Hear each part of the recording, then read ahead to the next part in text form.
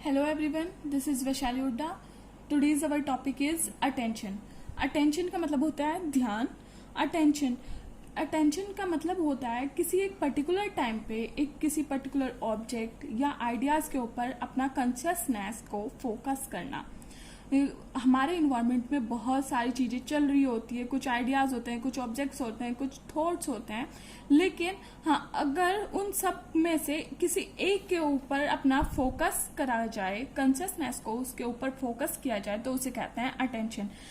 जैसे कि डेफिनेशन में भी लिखा है, it is the focus of consciousness on a particular object or idea at a particular time to the exclusion of other object or ideas. दूसरी definition है जो शर्मा आरएन ने दी गई है, उनके अकॉर्डिंग है attention is defined as a process which compels the individual to select some particular stimulus according to his interest and attitude out of the multiplicity of the stimulus present in the environment.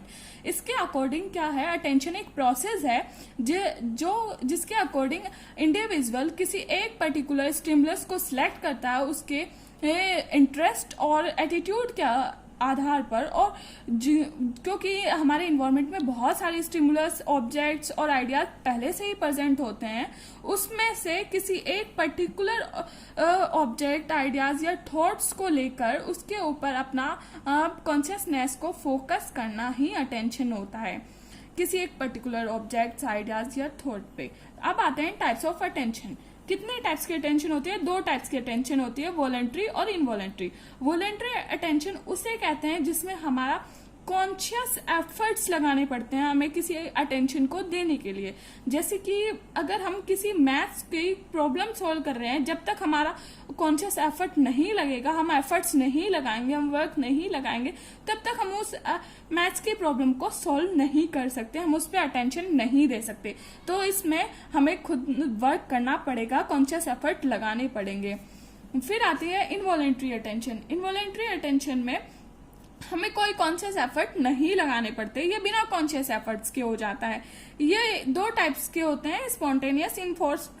ये इस तरीके से हो सकते हैं. Spontaneous जो एकदम से हो जाए, किसी पर्टिकुलर एक जगह पे हम बैठे हैं, वहां कोई आदमी आ जाए एकदम से, तो हम एकदम से उसे देखेंगे, स्पॉन्टेनियसली देखेंगे, तो ये स्पॉन्टेनियस अटेंशन उस आदमी के ऊपर गया. इनफोर्स्ड अटेंशन जिसमें हमारी कोई क्यूरियोसिटी ही नहीं है, हमें कोई इच्छा ही नहीं है, वो हमें थोपा जा रहा है, जबरदस्ती हमें करा जाए कि अटेंशन हो, तो ये होता है इनफोर्स्ड. जैसे इसके इनवॉलंटरी अटेंशन के एग्जांपल है, जैसे कि अटेंशन टुवर्ड्स सम ऑब्जेक्ट, किसी ऑब्जेक्ट के ऊपर अटेंशन जाना, एकदम से पर्सन के ऊपर जाना, कोई लाउड साउंड बजा तो उसके ऊपर अटेंशन जाना. अब आता है वॉलंटरी अटेंशन के भी दो टाइप्स होते हैं, इम्प्लिसिट और एक्सप्लिसिट. इम्प्लिसिट का मतलब होता है अगर हमें कॉन्शियस एफर्ट लगाना पड़ रहा है सिर्फ एक टाइम में, जैसे कि किसी टीचर ने हमें असाइनमेंट दिया है और वो कहा है कि अगर असाइनमेंट पूरा ना हो तो पनिशमेंट मिलेगी, तो बच्चा क्या करेगा, बैठेगा, अटेंशन लगाएगा, उस असाइनमेंट को पूरा करेगा और एक एक्ट करने के बाद वो अटेंशन खत्म हो जाएगी. मतलब हमें एक सिंगल एक्ट लगा उस काम को करने के लिए, फिर अटेंशन का पीरियड खत्म हो गया. लेकिन एक्सप्लिसिट में क्या होता है, बार बार रिपीटेड एक्ट्स करने पड़ते हैं हमें उस अटेंशन के लिए. जैसे कि अगर हमें पता चले, हमारी डेट शीट आ जाए कि एक हफ्ते पहले एग्जाम है, तो हम एक हफ्ते बाद एग्जाम है, हम एक हफ्ते पहले से ही अपनी प्रिपरेशन करना स्टार्ट कर देते हैं, बार बार रीडिंग करना, तो एक मल्टीपल एक्ट्स के थ्रू इस अटेंशन को अटेंड किया जाता है. फिर आते हैं इनवॉलेंट्री अटेंशन के भी दो पार्ट्स होते हैं, जैसे मैंने पहले ही बताया था, स्पॉन्टेनियस भी अराउज हो सकती है, इनफोर्स्ड भी अराउज हो सकती है. स्पॉन्टेनियस वही है, ऑटोमेटिक किसी चीज के ऊपर ध्यान चला जाए, एकदम से कोई एक पर्सन के ऊपर, कोई ऑब्जेक्ट के ऊपर ध्यान चला जाए, तो वो स्पॉन्टेनियस हो जाती है. इनफोर्स्ड का मतलब जो हमारी क्यूरियोसिटी के आउट हो, बाहर हो, हमारी कोई इंटरेस्ट नहीं है, कोई वो नहीं है, हमें थोपा जा रहा हो वो अटेंशन, तो वो होती है इनफोर्स्ड अटेंशन. अब नेक्स्ट आता है methods of arousing attention, factors and condition favourable for capturing attention. कौन से मेथड्स हैं जिनसे अटेंशन अराउज होती है, या फिर कौन सी ऐसी कंडीशन है जो अटेंशन को कैप्चर करने के लिए फेवरेबल होते हैं. तो इसमें दो फैक्टर्स आते हैं, इसमें है एक्सटर्नल फैक्टर और इंटरनल फैक्टर. एक्सटर्नल फैक्टर में बहुत सारे सब्स फैक्टर है, तो उसे याद रखने के लिए एक निमोनिक्स है, national institute of science. S जैसे हम साइंस को शॉर्ट फॉर्म में एससी लिख सकते हैं, तो मैंने यही साइंस को एससी लिखा है शॉर्ट फॉर्म में ऐसे। National institute of science located in MRI department. तो अब देख लेते हैं, ऐसे नेशनल का एन लिया तो बन गया nature of stimulus. Nature of stimulus मतलब कि कैसा नेचर है। अगर कोई पिक्चर हो या फिर हमारे पास वर्ड्स हो, तो हमारी अटेंशन पिक्चर्स के टुवर्ड्स ज्यादा जाएगी देन वर्ड्स के। फिर अगर उसमें भी पिक्चर्स में भी अगर ह्यूमन की पिक्चर हो या फिर एनिमल की पिक्चर हो, तो हमारी अटेंशन जाएगी ह्यूमंस की पिक्चर पे ज्यादा। अगर फिर उसमें भी किसी ह्यूमंस में भी एक ब्यूटीफुल सा फेस हो या फिर एक अट्रैक्टिव फेस हो, तो हम उसकी अटेंशन ज्यादा जाएगी। फिर आता है इंस्टीट्यूट के आई से आ गया इंटेंसिटी ऑफ स्टिमुलस।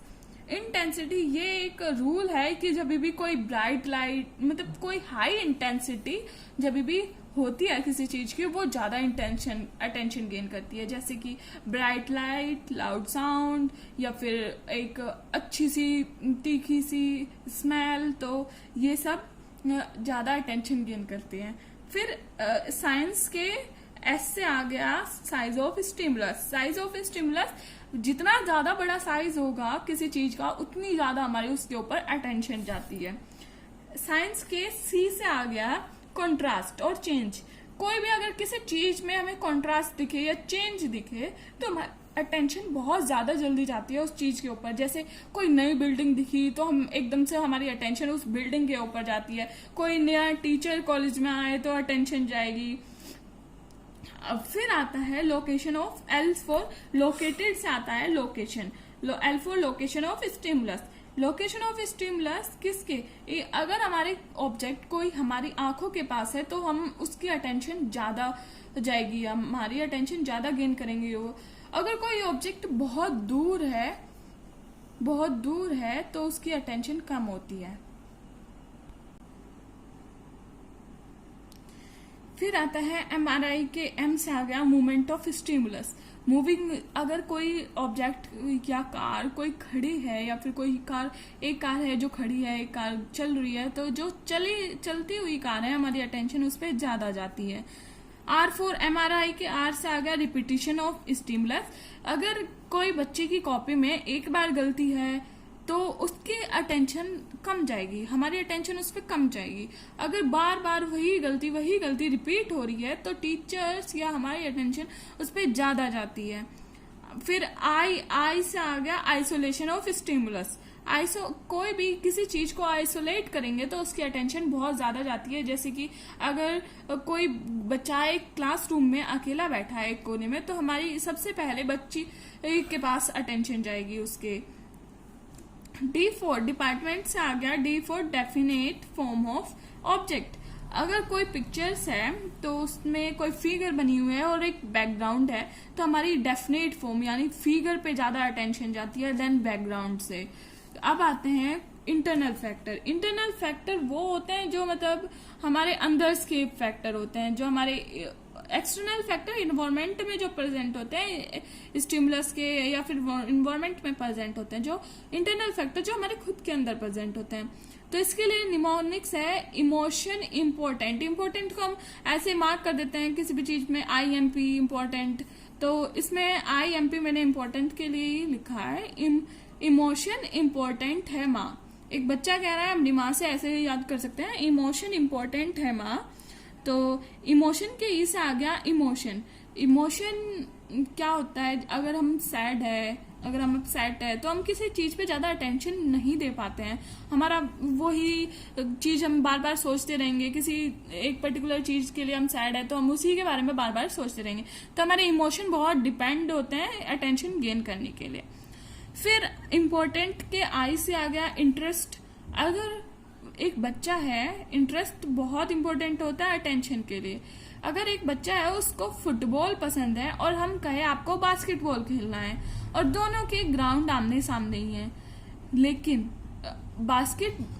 जब हम उसे लेके जाएंगे बास्केटबॉल ग्राउंड पे, उसकी अटेंशन बार बार फुटबॉल ग्राउंड पे जिसमें उसका इंटरेस्ट होगा उसी पे जाएगी बार बार, और वो अपना इफेक्टिवनेस कंटिन्यूसली अपना वर्क नहीं कर पाएगा। तो इसलिए अटेंशन ज़्यादा ज़रूरी है, अटेंशन के लिए इंटरेस्ट होना। फिर आता है M4 इम्पोर्टेंट के M4 से आता है मोटिव्स। अगर हम किसी काम को करने में अगर हमारा कोई मोटिव है, तो अगर मोटिव पूरा हो रहा है किसी काम को करने से, तो हमारी अटेंशन उस पर ज्यादा जाएगी। P4 आ गया पास्ट एक्सपीरियंस। अगर किसी चीज को हमने पहले भी कर चुके हैं या फिर पहले ही हमारे साथ हो चुका है या हम सुन चुके हैं, कुछ देख चुके हैं, तो हमारी उसकी अटेंशन एकदम से उस पर ज्यादा जाती है, क्योंकि हमें एकदम से रिकॉल होता है कि हाँ ये मैंने कर चुका हूँ, ये हो चुका है, तो हमारी अटेंशन उस पर ज्यादा जाती है। H4 आ गया हैबिट। हैबिट, कोई कोई इंसान होता है ऐसे, वो अपनी हैबिट बना लेता है कि मुझे सिर्फ मीनिंगफुल बातें ही सुननी है, मीनिंगलेस बातें नहीं सुननी है। तो ये हैबिट पे भी डिपेंड करता है। फिर आ गया मीनिंग। वो ये एक रूल है कि अगर कोई मीनिंगफुल बात है और टैक्टफुल बात है, उस पर अटेंशन हमारी ज्यादा जाती है देन मीनिंगलेस बातों पे। फिर आ गया A4, A से आ गया एम। एम क्या होता है, जैसे कि हम पढ़ रहे हैं, हम किसी चीज को याद कर रहे हैं, कुछ कर रहे हैं, तो स्टूडेंट है हम, तो हम याद कर रहे हैं, उसे पढ़े जा रहे हैं, तो उसका स्टूडेंट का एम क्या है उसे पढ़ने के पीछे, कि एग्जाम में पास हो सके, तो एक एम होता है।